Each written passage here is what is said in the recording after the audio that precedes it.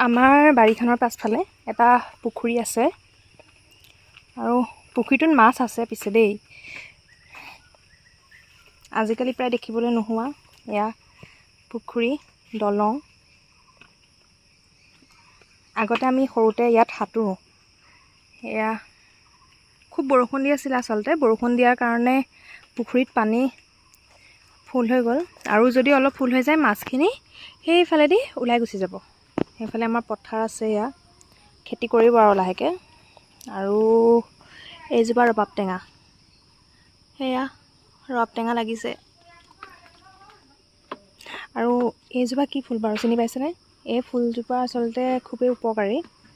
এই ফুলটো আপোনাৰ যেতিয়া চকুত মানে চকু বেমাৰ হয়, যেতিয়া এই ফুলটো পিহি পেলাই ৰসটো লগাই দিলেই হ'ল। ৰসটো লগাই দিলে ভাল হয় বুলি কয়। আৰু এইবিলাক আমাৰ হালধি গছ,